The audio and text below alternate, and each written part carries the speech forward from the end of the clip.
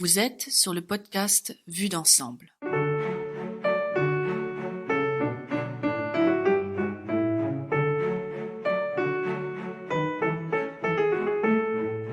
Salut à tous, ici Pierre G et bienvenue dans le deuxième épisode du podcast Vue d'ensemble consacré au conte. Je vais vous raconter l'histoire de la chèvre de Monsieur Seguin tirée de la revue Les Lettres de mon moulin d'Alphonse Daudet. Je vous souhaite une bonne écoute.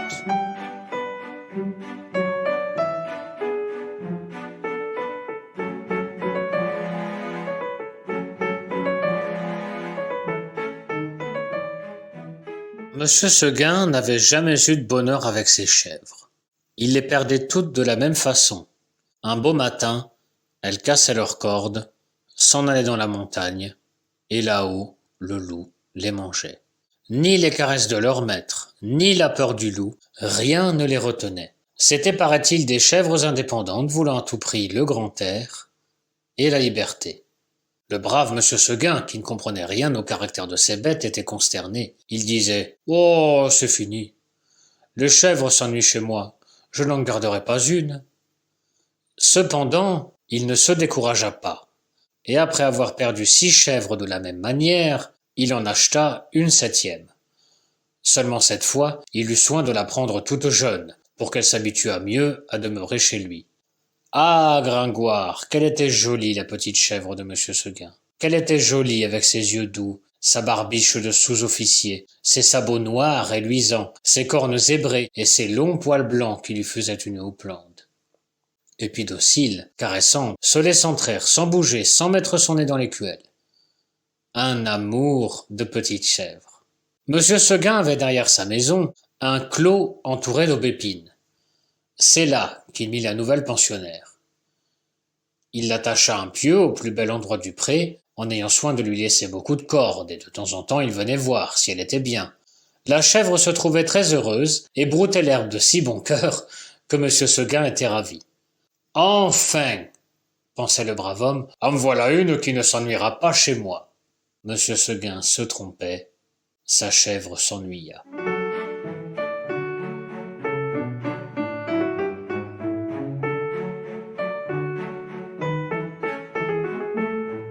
Un jour, elle se dit en regardant la montagne, « Oh, comme on doit être bien là-haut!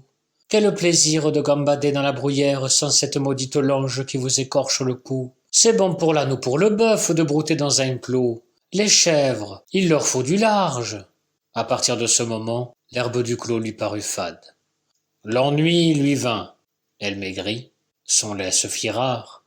Oh, c'était pitié de l'avoir tiré tout le jour sur sa longe, la tête tournée du côté de la montagne, la narine ouverte, en faisant « mais » tristement. Monsieur Seguin s'apercevait bien que sa chèvre avait quelque chose, mais il ne savait pas ce que c'était. Un matin, comme il achevait de la traire, la chèvre se retourna et lui dit dans son patois « Écoutez, Monsieur Seguin, je me languis chez vous, laissez-moi aller dans la montagne. »« Ah, mon Dieu, elle aussi !» cria Monsieur Seguin stupéfait. Et du coup, il laissa tomber son écuelle, puis, s'asseyant dans l'herbe à côté de sa chèvre, « Comment, Blanquette? Tu veux me quitter ?» Et Blanquette répondit, « Oui, Monsieur Seguin. »« Est-ce que l'herbe te manque ici? »« Oh non, Monsieur Seguin. »« Tu es peut-être attaché de trop court. Veux-tu que j'allonge la corde? »« C'est pas la peine, Monsieur Seguin. »« Alors, qu'est-ce qu'il te faut? Qu'est-ce que tu veux? » « Je veux aller dans la montagne, Monsieur Seguin. »« Mais malheureuse, tu ne sais pas qu'il y a le loup dans la montagne? Que feras-tu quand il viendra? »« Je lui donnerai des coups de corne, Monsieur Seguin. »« Ah! Le loup se moque bien de tes cornes. Il m'a mangé des biques, autrement encorné que toi, tu sais bien, la pauvre vieille renaude qui est ici l'an dernier. Une maîtresse chèvre, forte et méchante comme un bouc. Elle s'est battue avec le loup toute la nuit.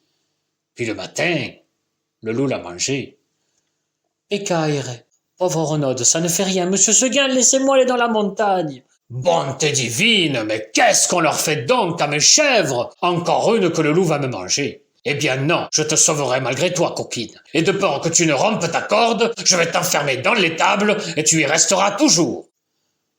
Là-dessus, Monsieur Seguin emporta la chèvre dans une étable toute noire, dont il ferma la porte à double tour. Malheureusement, il avait oublié la fenêtre. et à peine eut-il le dos tourné, que la petite s'en alla.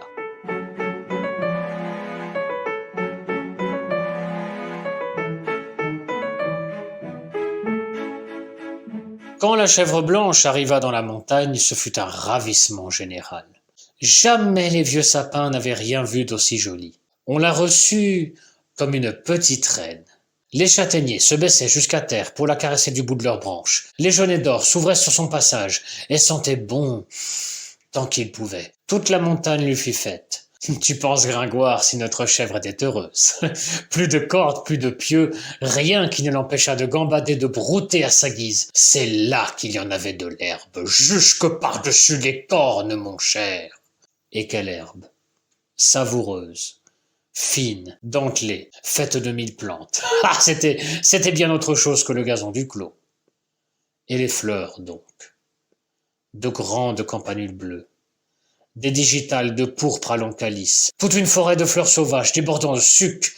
La chèvre blanche à moitié saoule se vautrait là-dedans les jambes en l'air et roulait le long des talus pêle-mêle avec les feuilles tombées et les châtaignes. Et tout à coup, elle se redressa d'un bond sur ses pattes. Hop, la voilà partie, la tête en avant à travers les maquis et les buissières, tantôt sur un pic, tantôt au fond d'un ravin, là-haut, en bas, partout. On aurait dit qu'il y avait 10 chèvres de Monsieur Seguin dans la montagne. C'est qu'elle n'avait peur de rien, la Blanquette. Une fois, s'avançant au bord d'un plateau, une fleur de cytis aux dents, elle aperçut en bas, tout en bas dans la plaine, la maison de Monsieur Seguin avec le clos derrière. Cela la fit rire aux larmes. « Mon Dieu, que c'est petit !» dit-elle. « Comment ai-je pu tenir là-dedans ?» Pauvrette, de se voir si haut perché, elle se croyait au moins aussi grande que le monde. En somme, ce fut une bonne journée pour la chèvre de Monsieur Seguin. Vers le milieu du jour, en courant de droite et de gauche, elle tomba dans une troupe de chamois, en train de croquer une lambrusque à belles dents. Notre petite coureuse en robe blanche fit sensation. On lui donna la meilleure place à la lambrusque, et tous ces messieurs furent très galants. Il paraît même, ceci doit rester entre nous, Gringoire, qu'un jeune chamois à pelage noir eut la bonne fortune de plaire à Blanquette. Les deux amis s'égarèrent parmi le bois 1 heure ou 2, et si tu veux savoir ce qu'ils dirent, va le demander aux sources bavardes qui courent invisibles dans la mousse. Tout à coup, le vent fraîchit. La montagne devint violette. C'était le soir. Déjà ? dit la petite chèvre. Et elle s'arrêta fort étonnée. En bas, les champs étaient noyés de brume. Le clos de Monsieur Seguin disparaissait dans le brouillard, et de la maisonnette on ne voyait plus que le toit avec un peu de fumée. Elle écouta les clochettes d'un troupeau qu'on ramenait et se sentit l'âme toute triste. Un gerfaut qui rentrait la frôla de ses ailes en passant. Elle tressaillit. Puis ce fut un hurlement dans la montagne. Ouh. Ouh. Elle pensa au loup. De tout le jour, la folle n'y avait pas pensé. Au même moment, une trompe sonna bien loin dans la vallée. C'était ce bon Monsieur Seguin qui tentèrent un dernier effort. Ouh. Ouh. Faisait le loup. Reviens! Reviens! Criait la trompe. Blanquette eut envie de revenir. Mais en se rappelant le pieu, la corde, la haie du clos, elle se dit que maintenant, elle ne pouvait plus se faire à cette vie, et qu'il valait mieux rester. La trompe ne sonnait plus. La chèvre entendit derrière elle un bruit de feuilles. Elle se retourna et vit dans l'ombre 2 oreilles courtes, toutes droites, avec 2 yeux qui reluisaient. C'était le loup. Énorme, immobile, assis sur son train de derrière, il était là, regardant la petite chèvre blanche et la dégustant par avance. Comme il savait bien qu'il la mangerait, le loup ne se pressait pas. Seulement quand elle se retourna, il se mit à rire, méchamment. La petite chèvre de Monsieur Seguin. Et il passa sa grosse langue rouge sur chez Babine d'Amadou.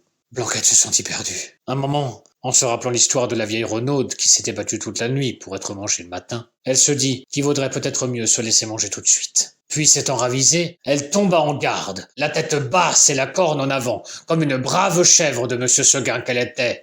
Non pas qu'elle ait de l'espoir de tuer le loup, les chèvres ne tuent pas le loup, mais seulement pour voir si elle pouvait tenir aussi longtemps que la Renaude. Alors le monstre s'avança, et les petites cornes entrèrent en danse. Ah, la brave petite chevrette, comme elle y allait de bon cœur. Plus de 10 fois, je ne mens pas, Gringoire. Elle força le loup à reculer pour reprendre haleine. Pendant cette trêve d'une minute, la gourmande cueillait en hâte encore un brin de sa chère herbe. Puis elle retournait au combat, la bouche pleine.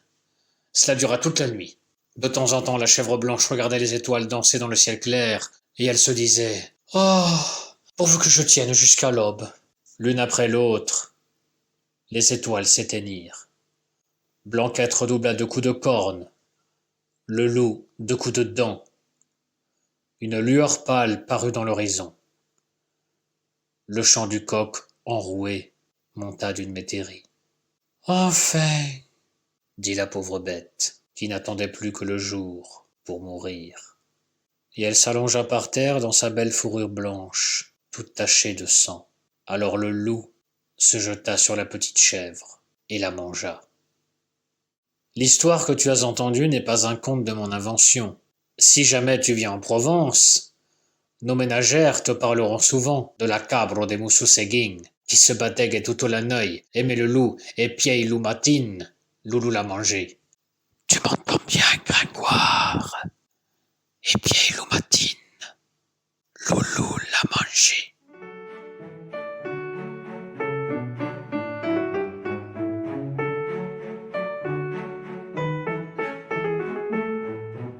C'était La chèvre de Monsieur Seguin, contée à la voix par Pierre G pour le podcast Vue d'ensemble. Merci de m'avoir écouté et à très bientôt pour un prochain épisode.